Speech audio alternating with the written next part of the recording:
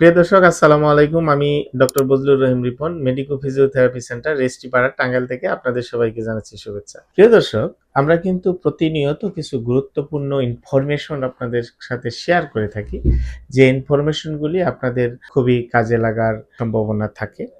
তো আজকে যে বিষয়টি বলবো সেটি হচ্ছে যে যারা পিএলআইডির কারণে কোমর ব্যথায় ভুগে থাকেন, তো এরকম পিএলআইডির রোগীদের সাধারণত দেখা যায় যে প্রায় অধিকাংশেরই আপনার এমআরআই টেস্ট করা হয়। এখন কথা হচ্ছে যে পিএলআইডি হলেই কি আপনার এমআরআই টেস্টের প্রয়োজনীয়তা কতটুকু, সেই বিষয়টি নিয়ে আপনাদের একটু ইনফরমেশন শেয়ার করতে চাই। প্রথম কথা হচ্ছে যে সকল পিএলআইডির ক্ষেত্রেই কিন্তু আপনার এমআরআই পরীক্ষার প্রয়োজনীয়তা নেই। এমআরআই একটি ব্যয়বহুল পরীক্ষা। এই পরীক্ষাটা সকল পিএলআইডির ক্ষেত্রেই কিন্তু আসলে প্রয়োজন নেই। কারণটি হচ্ছে যে গবেষণায় দেখা গেছে পিএলআইডি রোগীদের ক্ষেত্রে মাত্র 10 থেকে 20 ভাগ রোগীর এমআরআই প্রয়োজন হতে পারে। কাদের ক্ষেত্রে? যাদের রেড ফ্ল্যাগ আছে, বিশেষ করে প্রস্রাব পায়খানা কন্ট্রোলের মধ্যে নেই, যাদের মাংসপেশিগুলা দুর্বল হয়ে যাচ্ছে, অর্থাৎ ফুড ড্রপ হচ্ছে, এবং যাদের নামনেস এবং সেন্সেশনটা ধীরে ধীরে কমে যাচ্ছে, এই ধরনের রোগী যারা আছে এবং যারা 4 থেকে 6 সপ্তাহ কনজারভেটিভ ট্রিটমেন্ট নেওয়ার পরও ব্যথার তীব্রতা কমে না, এই ধরনের রোগী তাদের ক্ষেত্রে এমআরআই লাগতে পারে। অথবা যদি কারো ক্যান্সার সাসপেক্ট করা হয় বা ইনফেকশন সাসপেক্ট করা হয় বা ট্রমাটিক ইনজুরি থাকে, এই ধরনের ক্ষেত্রেই শুধুমাত্র এমআরআই প্রয়োজনীয়তা হতে পারে। বাকি যে আপনার 80 থেকে 90 ভাগ রোগীর কিন্তু এমআরআই এর খুব একটা বেশি প্রয়োজনীয়তা নেই। এই ক্ষেত্রে আপনার রোগীর যে হিস্ট্রি বা তার উপসর্গ বা তার ক্লিনিক্যাল এক্সামিনেশন, নিউরোলজিক্যাল এক্সামিনেশনই তার ম্যানেজমেন্টের জন্য বা পেইনের প্যাটার্ন, এগুলি তার ডায়াগনোসিস বা রোগীর অ্যাসেসমেন্টের জন্য যথেষ্ট।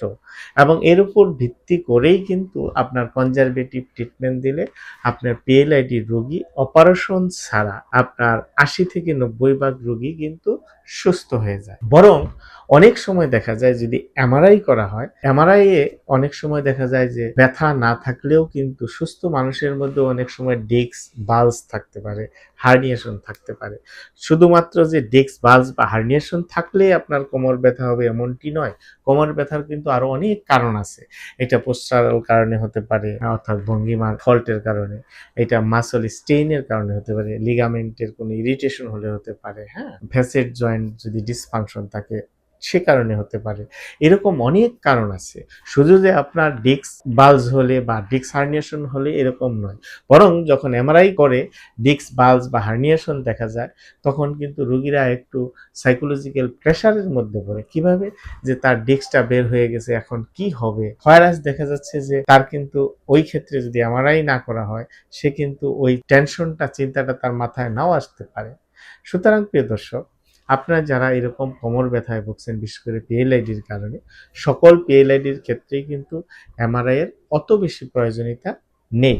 শুধুমাত্র বিশেষ বিশেষ ক্ষেত্র ছাড়া, অর্থাৎ 10 থেকে 20 ভাগ পিএলআইডির রোগীর ক্ষেত্রে আপনার এমআরআই প্রয়োজন হতে পারে। সুতরাং প্রিয় দর্শক, আপনারা যারা এই ধরনের পিএলআইডিতে ভুগছেন, যারা অপারেশনবিহীন চিকিৎসা নিতে চান, তারা একজন বিশেষজ্ঞ ফিজিওথেরাপি চিকিৎসকের পরামর্শ নিতে পারেন। ফিজিওথেরাপি চিকিৎসা কিন্তু আপনার পিএলআইডি রোগীর ট্রিটমেন্টের ক্ষেত্রে কনজারভেটিভের একটা মেজর পার্ট। সুতরাং যারা দীর্ঘদিন যাবত ব্যথানাশক ওষুধ খাচ্ছেন বাট আপনার ব্যথা কমতেছে না, আপনারা একজন বিশেষজ্ঞ ফিজিওথেরাপি চিকিৎসকের পরামর্শ নিতে পারেন। আমাদের পরামর্শ নিতে চাইলে আমাদের স্ক্রিনে দেওয়া নাম্বারে যোগাযোগ করতে পারেন। ধন্যবাদ সবাইকে। আমাদের এই ভিডিওটি যদি আপনাদের নিয়মিত পেতে চান, তাহলে আমাদের ফেসবুক পেজটিকে ফলো করে রাখবেন এবং আমাদের ইউটিউব চ্যানেলটিকে সাবস্ক্রাইব করে রাখবেন। ধন্যবাদ সবাইকে। আসসালামু আলাইকুম।